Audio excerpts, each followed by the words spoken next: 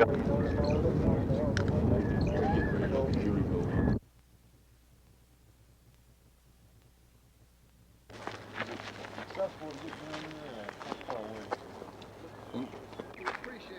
right, Shorty. Okay. Okay. We give it to you, but we can't. We just can't. Seminole County law enforcement officials have called into the Division of Investigation and the State Crime Lab to help in the investigation. These deaths have shocked this community. It's also shocked the law enforcement agencies. From Seminole County, Charles Harmon, WSB News. On May 14, 1973, a quiet farming community in Donaldsonville, Georgia, was shattered by one of the most brutal home invasion massacres in American history. 6 members of the respected Alday family were murdered in cold blood, all in a single afternoon. The killers! 4 men on the run from a Maryland prison escape.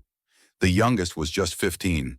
The leader would go on to become one of Georgia's most infamous death row inmates. The Alday family had farmed in Seminole County for over 100 years. They were close-knit, deeply rooted in their Baptist faith. Ned Alday, 62, was the patriarch. His sons, Jerry, 35, Jimmy, 25, and Chester, 32, all worked the family farm alongside their uncle Aubrey, 57. Jerry's wife, Mary, just 26 years old, was known for her kindness and laughter. 2 of the younger Aldays served as deacons at the church Ned himself helped build.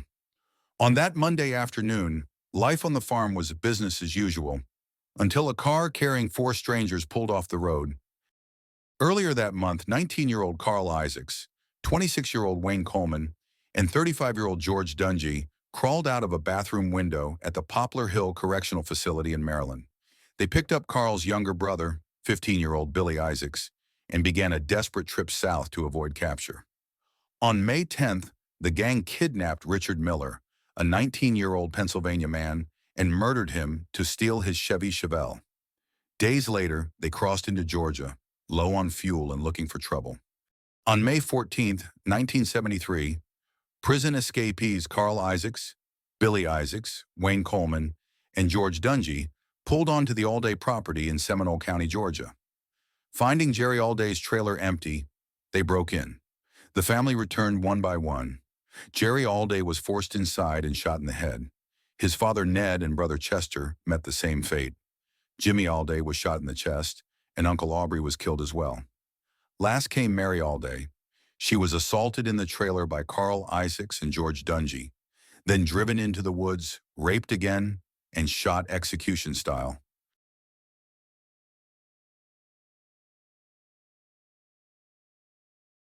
When relatives arrived later that night, Bud Alday and his son broke into Jerry's trailer at 2:30 a.m.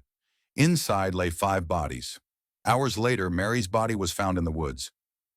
Investigators discovered multiple murder weapons and a stolen beer can in the sink.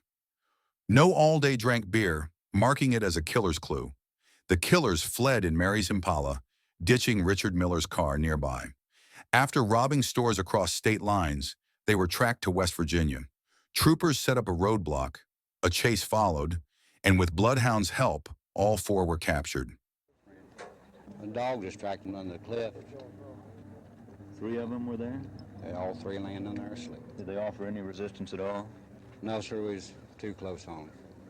So they were asleep? Yes, sir. They just surrendered peacefully? Yes, sir.